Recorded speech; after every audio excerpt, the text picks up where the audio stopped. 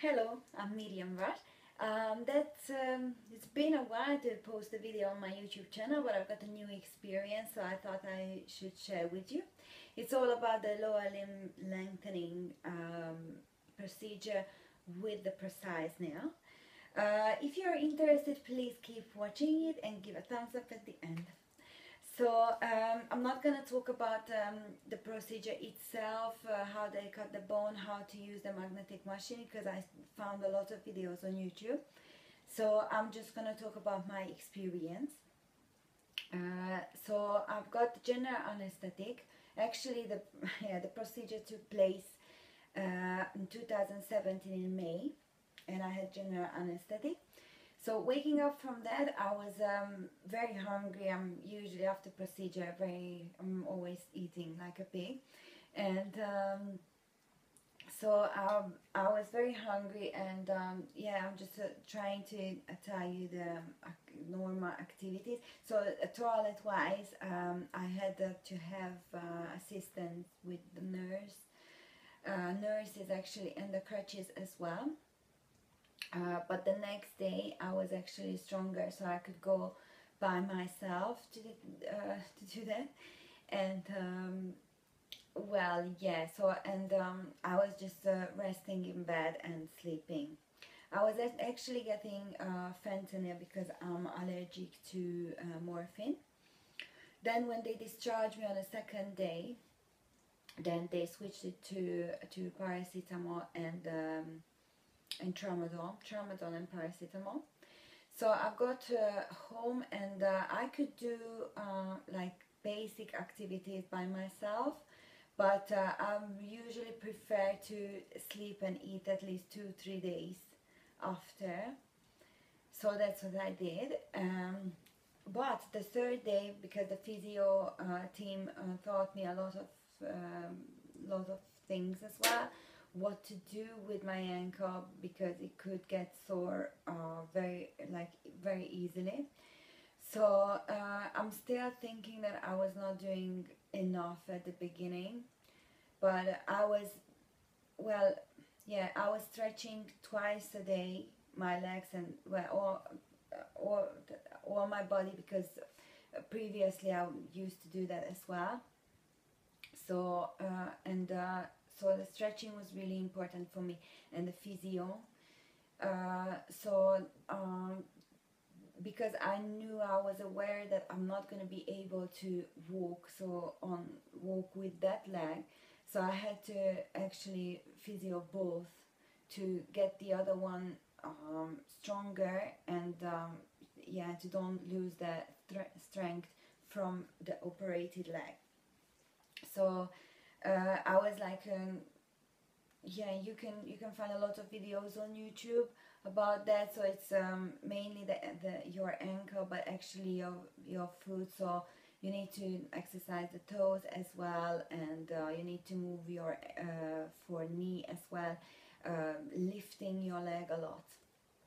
So well, I was doing it as much as I could, so at least 3-4 times a day for 10-15 minutes, but I really felt it was not enough, because after 1 month my ankle was so stiff, because obviously I was not walking on it. So anyway, after yeah, after on the 5th day, sometime on the 5th day, I was able to go to the kitchen, cook for myself. Yeah, obviously I was like chopping things at the table, and then go to the cooker and cook it, so I was not standing the whole time. Then yeah, actually I was gonna talk about this as well, because I had difficulties to transfer things, to carry with me. So I would suggest you to get like clothes with pockets and a bag with you. When you go with the crutches, you don't have 2 more hands, so you need to carry somehow things. So yeah, that was funny. Anyway, so on the 6th day, I removed the bandage. You can see the video on my channel actually, and they were fine. I mean, like, yeah, after a procedure, how could it look? Yeah, the other thing on the oil, on my old scars and the new scars as well, some of them, they had like a bubbles with blood in it. Obviously I didn't touch it, and it will observe itself like in 2 weeks time, so it's not much to worry about. Then yes, after 1 week we started the lengthening. I've got the machine at home.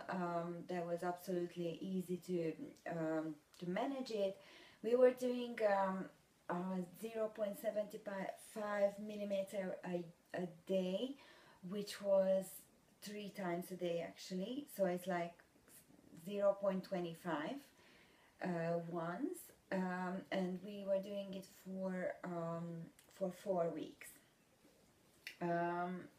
So during lengthening, I started to do, after 2 weeks, I started to do proper exercises, strengthening my spine, my upper body, stretching a lot my arms and my back. Because of the crutches, I got a really good arms after 5 months from the crutches, but at least it's strong. And so yes, and my core and my spine and my glutes as well, because yeah, it has to be yeah, move to it has to be strong to move your leg properly. So yes, after taking shower and stuff, well, I've got years ago, I've got this is like a plastic bag. It protects your scars getting wet when you're taking a shower. So I was using actually that. It was very helpful, but after 2 weeks, wounds became scars. So I stopped using this plastic bag. And the stitches. I think it took. I would say it took like 2-3 weeks to come off. Yes. So after 4 weeks we stopped the lengthening, because the length was actually, the x-ray showed on that day that my bone was actually longer than we expected, so we had to shorten it back 3 millimeters. So it was 1 more week to shortening it back. Actually, the doctor said it's much better, because the bone is gonna be much stronger and it's gonna heal much quicker if you shorten it back. So actually, it was good. So time went by, and after, like, I was fine, and after around 2 months, I decided I need to move, because I was started to put on weight, and I was not really happy with that. So cardio is really good. So I started to go to the park. First I was went for an hour, but I was like sitting down for a couple of times for 10 minutes. Then after a week, actually, I could increase for 1 hour with no break. So it was actually really good. So yeah, our body is a magic, seriously. Anyway, and so what else I was gonna talk about? Yes, so after nearly 3.5 months, the doctor said I can step on it. Previously as well, like after the lengthening, the doctor said I can try to just step on it, just stand on it with both legs, like shifting weights, try how is it. So that was the time I realized that my ankle is completely stiff, and it was really painful. So then that's why I actually started to go to the park to walk, to make it a little bit better. So yeah, and so I could stepping on after 2.5 months, and after a couple of weeks Actually I was not allowed to step on it at all without the crutches, but I think you will find it as well if you aware enough about your body that you feel like it's actually the bone heal. So that's what I felt, and then I at that time I had to move to a new flat, and so I had to unpack everything and pack everything and unpack everything. So I had to mobilize, and well, after I was doing a video as well, which is a very funny video. It doesn't look like a dancer, but at least I tried. You can check this one on my channel as well. I would say after 1 week I made this video. I had to visit the doctor, and he said I can leave the crutches hopefully forever. And